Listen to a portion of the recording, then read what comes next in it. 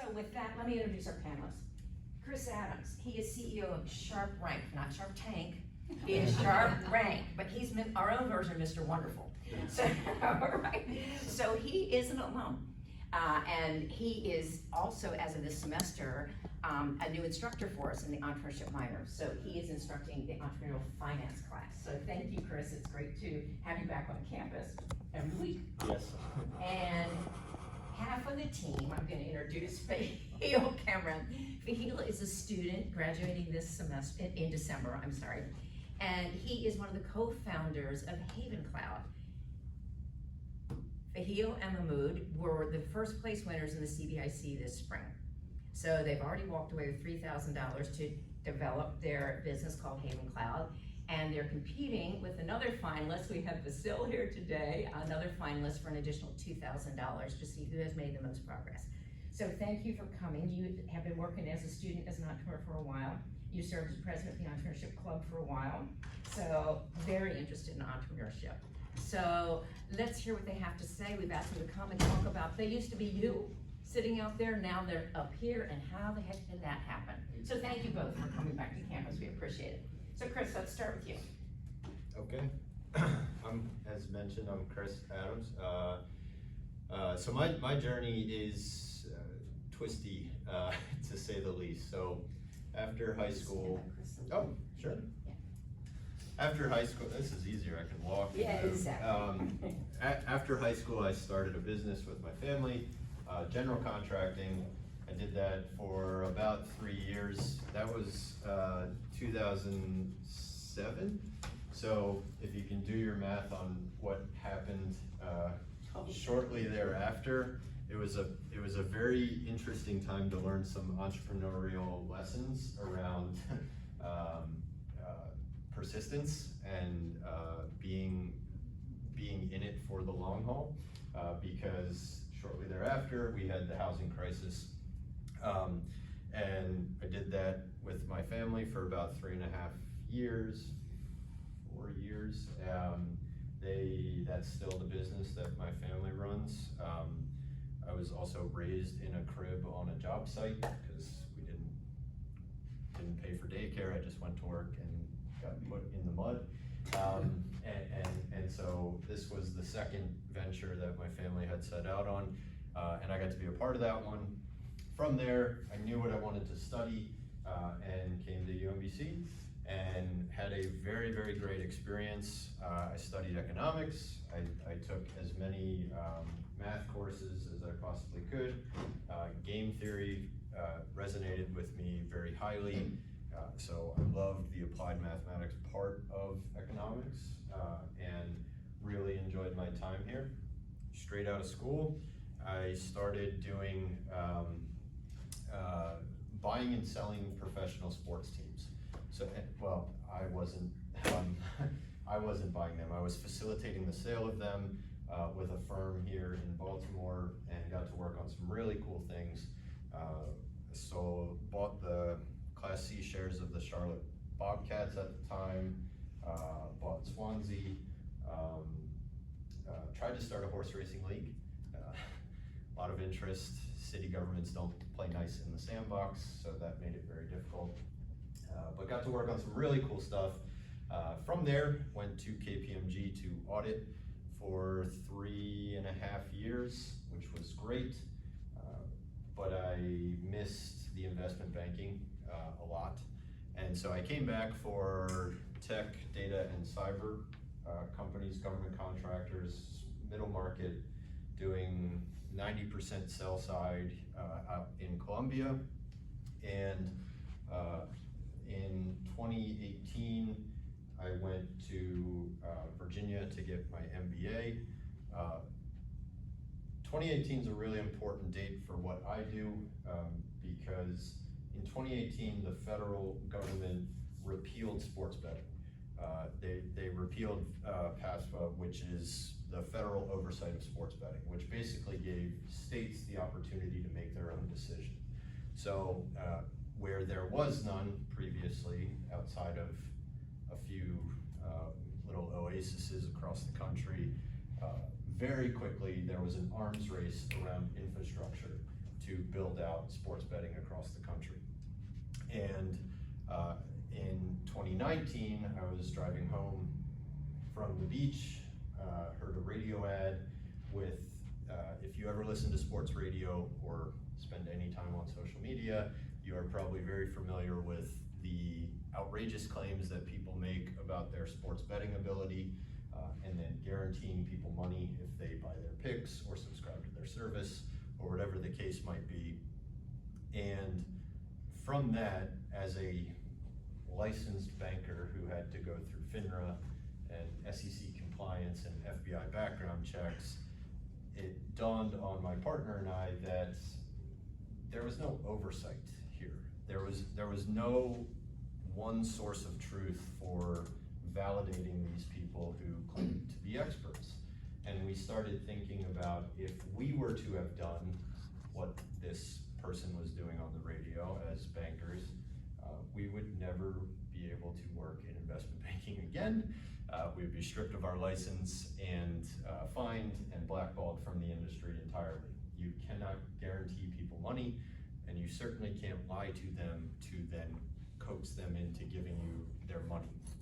So we set out to look for some sort of oversight. And the reason 2018 is so important is because if oversight can't come at a federal level, every state you have, if you're familiar with fragmentation, every state is fragmented. Every state is going to have different requirements around what it means to sports bet, whether that's land, mobile, can you advertise, how much can you advertise? Everyone has different qualifications. And so what that means is, in a new industry, a private company can scale very quickly because it can act as a conduit between all 50 states and the market it services. So what we built, since we didn't find anything, was the equivalent of something that exists in every other market. Whether that's Morningstar for funds, Moody's for credit, Carfax for automotive, Consumer Reports, Better Business Bureau, you name it. An independent ratings agency for people and platforms who claim to be experts at picking sporting events. And they use us as a stamp of credibility on their platform, their social media, whatever the case might be, to be viewed as a valid source of information. This is critically important in a new market specifically, because a new market is, you need three things for a market to mature really. You need infrastructure, you need participants, and you need oversight. You need some form of the three in order for the market to grow. What we saw was the first two were flooded, and flooded with really, really smart people. When new industries come online, you get a brain flood into that industry because there's been no ceiling set on success yet. So you were having people come over from NASA, you were having people come over from Goldman, you were having people come over from the government into this industry to create predictive models or sports books or whatever the case might be. What we didn't find in the Wild West was a sheriff. And that's what we set out to do. It's a dirty business in a very high-tech industry. And so we position ourselves as that credibility source for the industry. As far as, so that's what we do. And as far as me personally, I left a very nice investment banking job with a pregnant wife, and my father-in-law has just now started to come around. So it's been 2.5 years. He was not very excited. A lot of people, when you create a category, can't understand and can't see the board the same way you can see the board. And I don't mean that because I'm some super smart being. I just mean that's really important to keep in the back of your mind, because there are going to be plenty of people who tell you that your concept or your business model or whatever the case the thing I heard most was, why doesn't this exist already, right? And my point was like, it doesn't matter, right? It doesn't, and now it does, right? And so that to me is something really, really important. There's some internal fortitude to really jump and make the leap. So in 2019, early 2019, I guess, I jumped from investment banking and moved over to start a company. Very quickly, the world shut down shortly thereafter, and a lot of people viewed that as a huge negative for us. But what it allowed us to do was, in an environment where sporting events stopped, we could create a product and build it into the platform of sports betting, so that when the engine did turn back on, we were just a part of the discussion. And that's what we did. We we got put on a show with a guy named Jim Cramer. Really early on, we had no website, nothing. I went on there, and you don't say no to that because you have no idea when that will ever happen again. So I just went on there and pretended we were some huge market institution, and it worked. And we turned that into a partnership, becoming the ratings agency for Sports Illustrated, becoming the ratings agency for the Parlay, the ratings agency for USA Today, the Gannett properties, and a whole bunch of individuals on social media. We raised some capital, which is a totally different discussion,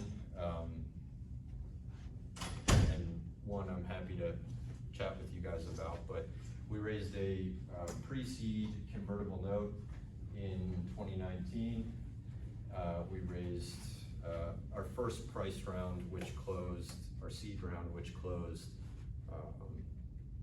like a month ago, roughly a month ago, which is great. My wife's very happy because we have a job, and that's really good. So as far as my journey, I think the big difference was I had this itch constantly.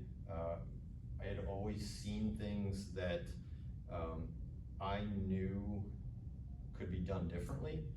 The difference was action, which I tell people all the time, like, you can have the greatest idea in the world. If you don't take action, it doesn't really matter.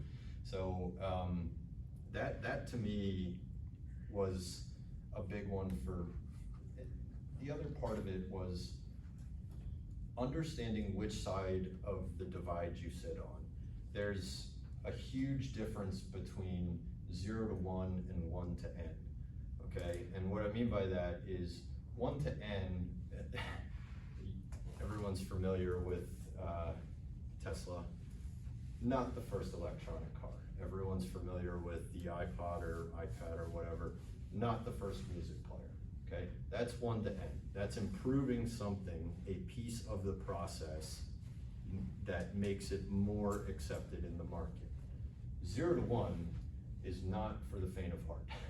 And that is where our company sits. That is, we are convincing people to pay for something and create a line item in their business for content compliance, which has never existed before in this country.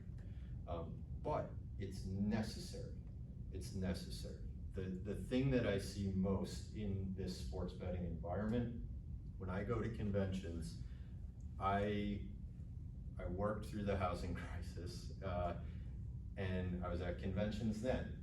There are the identical conversations happening right now in sports betting. And it is, oh yeah, up and to the right, up and to the right. And that is not the truth about what industries do. There are corrections in the market, and where we come in is to stabilize that growth, because the consumer will get very tired of getting smacked in the face with advertising of false type stuff.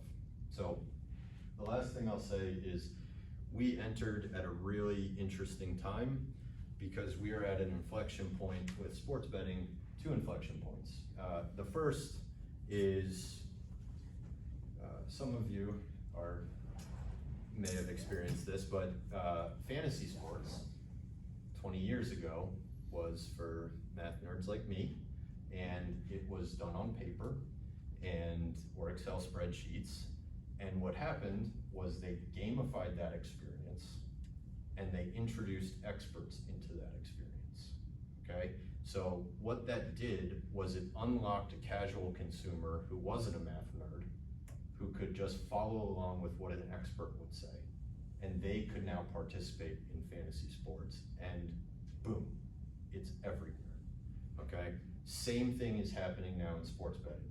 You see influencer talent getting picked up across the board at FanDuel, at DraftKings, at NBC Sports.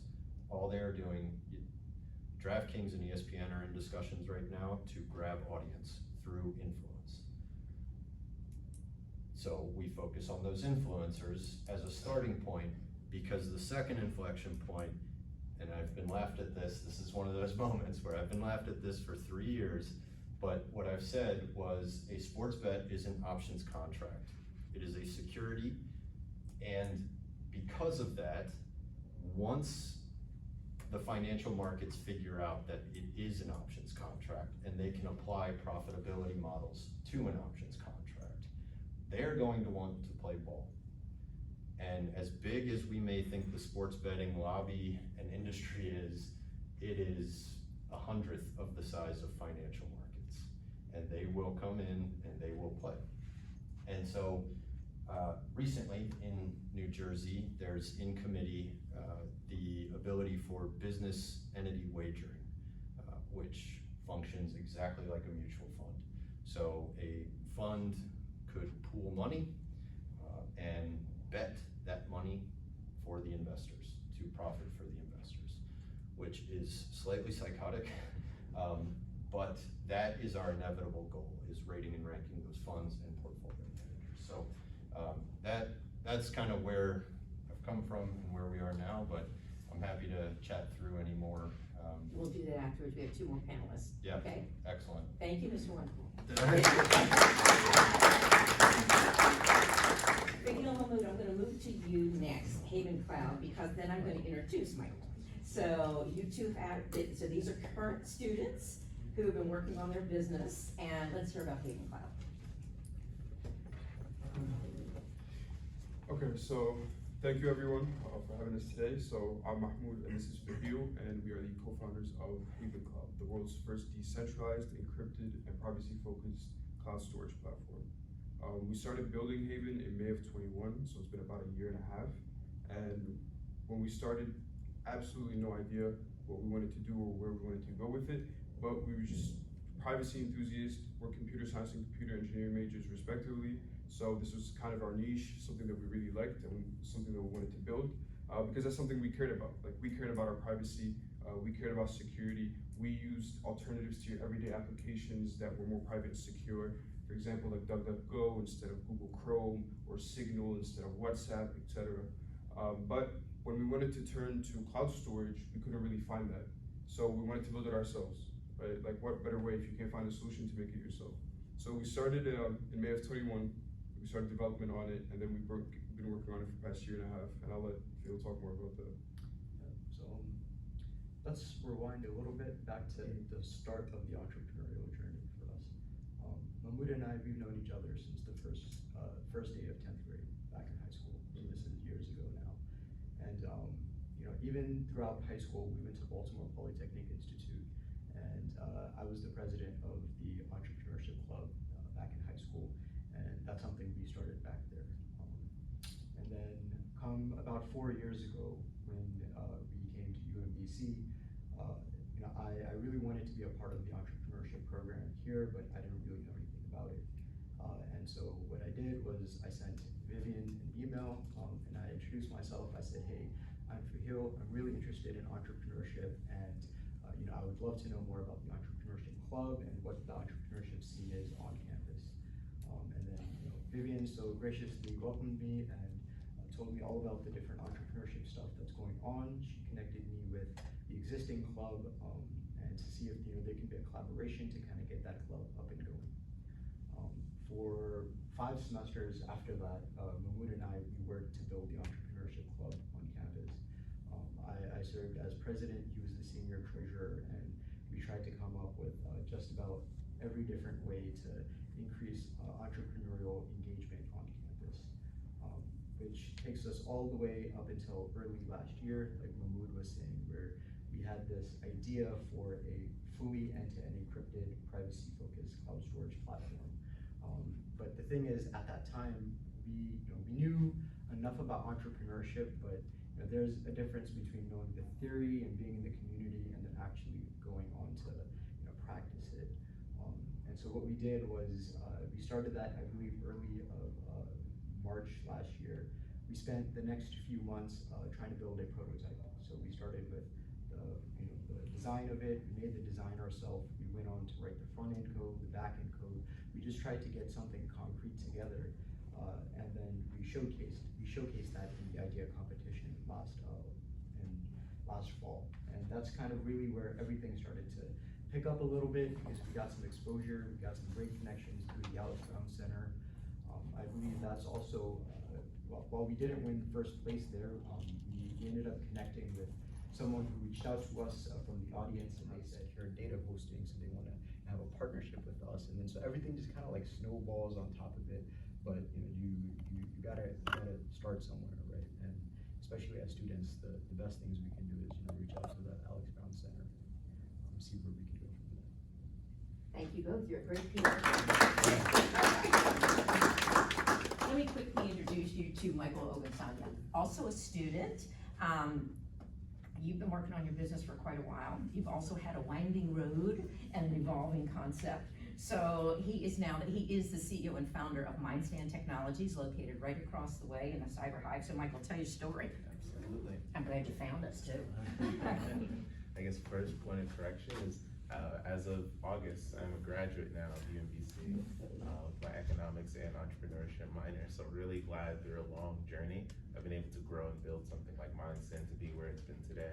One of our most recent accomplishments is we did finish the TechStars Equitech cohort, giving us the opportunity this year to present in front of over 300 innovators at M&T Bank Stadium, sponsored by Upsurge Baltimore, with a lot of follow-on funding from T. Rowe Price, Whiting Taylor, Brown Advisory, and just a large gambit. And I think the concept that I'd love to share here is just this idea of resiliency, and just to what your team has mentioned, leaning into the community. I still remember when we first started this idea in May of 2018. This all came from the BitCamp hackathon at College Park. So again, a very casual idea of using machine learning to identify hate speech. Originally focused on parents. How might you create an app so that for kids who are getting exposed to TikTok, Facebook, so much social media and connection, how can you prevent future cyberbullying, whether it's towards them or coming from them as well? So this initial idea in May of 2018 placed runner-up at the entire BitCamp for most philanthropic hack. People from Bloomberg, Microsoft said we'd be crazy not to pursue the idea, so we did. So I'm sitting here today as the CEO and co-founder of Mindstand.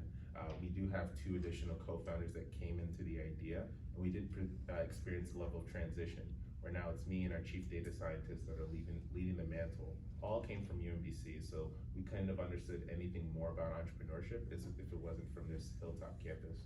So I'll say the first thing that we did when we had this idea and an MVP is we went to President Dr. Hrabowski, VP Greg Simmons as well in 2018, and really told them, here's what we have. Even in an email, they were able to schedule time with us in 10, 11 days. I'm recently seeing President Valerie about a week ago. She's making it very clear for everyone here. If you have an idea, talk to her. If you're struggling with classes, talk to her. And I had an idea and I was struggling with classes. So I definitely leaned into reaching out to leadership because they want to help the most. Saying that to say, within a year, UMBC was our first pilot company. We started B2C, transitioned out while talking to a lot of resources. Actually met another company doing what we were doing that had to wind down their business. So Imagine if we waited 6 months without talking to a competitor, and that only came by us being in this space. Transition towards ed tech. How can this be a K through 12 and even higher education play on preventing cyberbullying, the rise of hate speech, just a lot that was going on that affected safety and the social climate of the campus. UMBC signed on, paid us a $5,000 check to integrate within their Blackboard, gave us a test instance, really a sandbox so that we can test out this metric, and all the while, every single day, wouldn't recommend this here to everyone, but I went on Eventbrite, meetup.com every single day for years and looked at any AI event, any startup event, any pitch event. It's so amazing to see how the Alex Brown Center has brought in so many more opportunities, but I can definitely tell you, like 2018, on top of participating in the idea competition, CBIC, I made sure to go to everything from Pennsylvania down to Virginia just to see the current climate of technology. And I'm so glad that, remote, COVID did bring an aspect of remote work. We've been able to since leverage, these virtual rooms, these virtual roundtables to be able to grow our business. So just thinking again, within the first year, community was key, proof of concepts was key. We're able to go to the Blackboard headquarters and present early signs of our technology, able to sign on UMBC, presented this to the University System of Maryland as a highlighted startup, and was able to, as a result, present in front of Towson University this concept.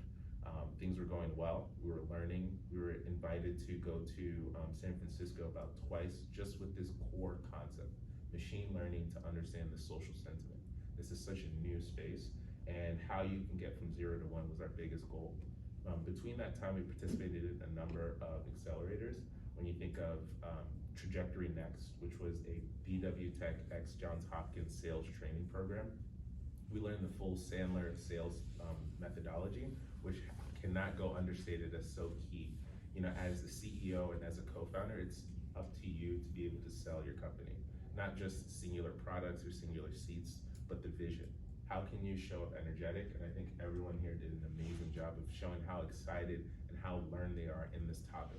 If you can't explain the problem, people won't trust you to build the right solution. So our ability to learn within that first year was key and tantamount to us. So Hopkins, we did the Social Innovation Lab. We had opportunity to work with them additionally. We went through Techstars as well, the Envision Accelerator. That's a global accelerator focused on young technologists. Would love to see everyone here with an idea apply to it. But my mantra has always been doing right for my people. And my people is anyone who woke up and with a chip on their shoulder, wanting to get an A on their next exam, wanting to present the best pitch deck. I think I not only took on the role of communicating the vision to our team, which grew to 17 at one point, but the community. How can I mentor and uplift other entrepreneurs along the way? And it's been an amazing opportunity. So wrapped up Techstars, we were doing some corporate client work as well, presented this in front of Visa, presented this to Home Depot's global DEI team, had some great conversations with Northwestern Mutual as well. When you take yourself in that position of being learned, when you take the opportunity to understand corporate partnerships, how do you approach it from a win-win perspective? I think taking the ego out of entrepreneurship and just working with clients, no matter how big they are, to synthesize their goal into something that can help. There's just been a large amount of learning. Again, starting this in 2018, graduating in August, and continuing the business. It's been 6 years, I would say so. 4 years in operation, but a 6-year college journey that just involved me speaking up, being a connection conduit of change, but then ultimately driving this innovative idea. Again, once we moved virtually, the idea of common and casual conversations in a workplace became real. The foosball machine that they love offering interns went away, the snack machine got locked up. So how do you build community? All the while, what becomes community, these verbal conversations, water cooler talk, is now data within the organization. And the first thing we had to address once we did enough customer discoveries is this big brother? Is this spyware 2.0? But we said, no, it's not. I'd love, and I'm glad to be vulnerable here. My first ever internship, freshman year at UMBC, and I shared this on my pitches. I experienced workplace discrimination. And corporate internship that I got from UMBC, not saying that there's any issue with UMBC, but when leadership at a company says, we want to be diverse, but there's a lack of training, a lack of dissemination to where managers don't know how to be diverse, how to be inclusive, you see a lot of issues. And I don't need to speak, I'm sure everyone here has seen those headlines on how specific instances can really drive diverse candidates away from teams. So started, again, B2C, moved to ed tech, got some success there, but when the pandemic hit, that concept of inclusion, that concept of togetherness became so important, and it is today. So we pivoted since 2020 to work directly with companies that have Slacks, that have employee resource groups that are focused on inclusion, but want to get a bit more quantitative. Lord can tell you how many times we've met companies that just want to work with the big, bright lights DEI firm, and they never get anywhere. But with our technology, we really want to show you, here's the line in the sand, here's the litmus test for culture, and we want to help you along that story. We're in the process of acquiring a media company that produced DEI training, so that on top of our analytics, we can overlay education. I know the UMBC Training Center was another huge partnership that we're working towards. So we leaned into partners. We had over 20, including Arlen Hamilton's portfolio company, Hire Runner, just going everywhere we could to share a story about here are some young founders building on a potential millennial-long problem. And we're glad to see it grow, glad to keep helping people, but ultimately I want to offer my mentorship for my time to everyone here building something exciting, and I think that's been the very essence of Lion Stand. We stand for the minds of others. Thanks, y'all. Thank you. And this is why I love UMBC. Our students are amazing, are just amazing. So I'm going to turn it over to all of you. I'm sure you have some questions. Take advantage of this opportunity. It is all about connecting, and you'll find not just here at UMBC, the whole ecosystem in Baltimore, so willing to help entrepreneurs. Don't be afraid to talk about your ideas. They're willing to help you. So what questions do you have?